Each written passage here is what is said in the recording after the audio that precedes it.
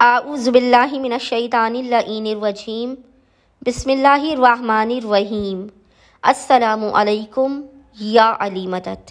مومنین و مومنات کی خدمت میں آج ماہ رجب المرجب کا سب سے زیادہ افضل ترین عمل داؤد لے کر آئے۔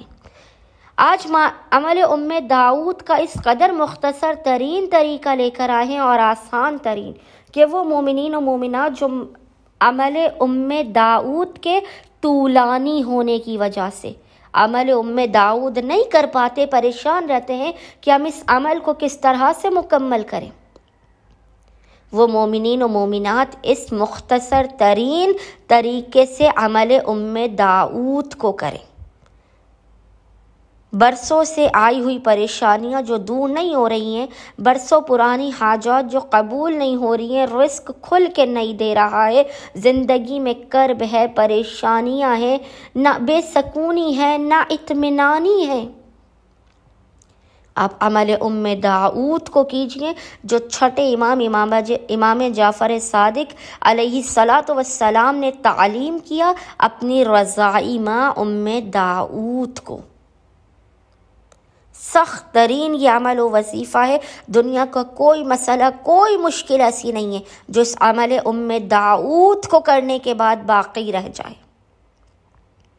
مومنین اس عمل داؤد سے قطعاً بھی غافل نہ رہے۔ یہ بے انتہا آسان ترین وظیفہ عمل ہے جسے طولانی ہونے کی وجہ سے مومنین چھوڑ دیتے ہیں۔ آج اس عمل کا سب سے چھوٹا اور مختصر ترین وظیفہ لے کر آئے ہیں کہ ہر مومنہ اور مومنہ اس عمل سے فیض یاب ہو۔ لازماً کیجیے آئندہ آنے والے سال تک، ورنہ آپ کو اس دن کے آنے کا، اس عمل کو کرنے کا انتظار کرنا پڑے گا۔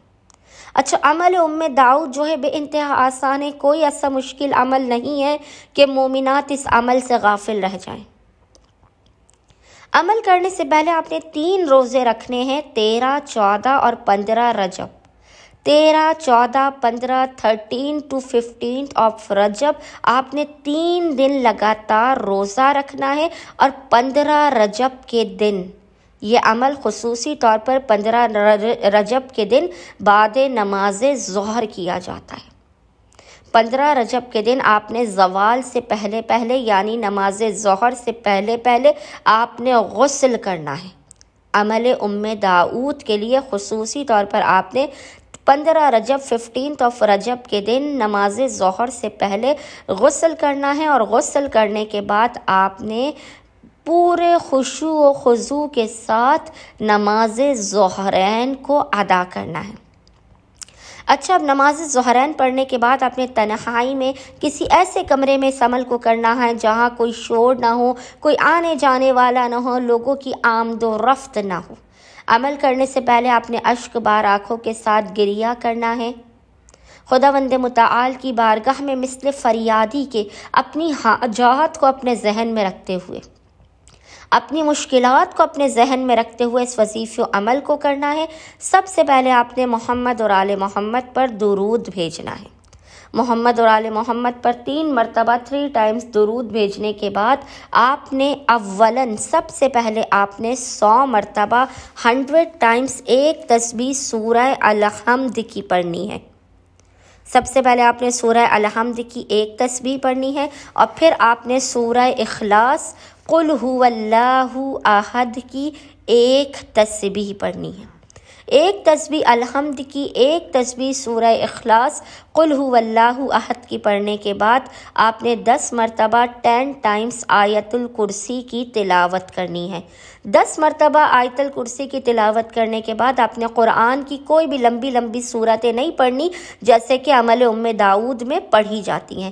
آپ نے بس ان تمام صورتوں کے بجائے 1000 مرتبہ 1000 ٹائمز 10 تسبیح آپ نے سورہ اخلاص قل هو اللہ احد کی پڑھنی ہے، اور اذان مغربین تک اپنے آپ کو دعاؤں میں اور حمد و ثنا میں مشغول رکھنا ہے، اور خداوند متعال کی بارگاہ میں اپنی حاجات کو گڑ گڑاتے ہوئے روتے ہوئے طلب کرنا ہے، اور مشکلات کے خاتمے کی دعا کرنی ہے۔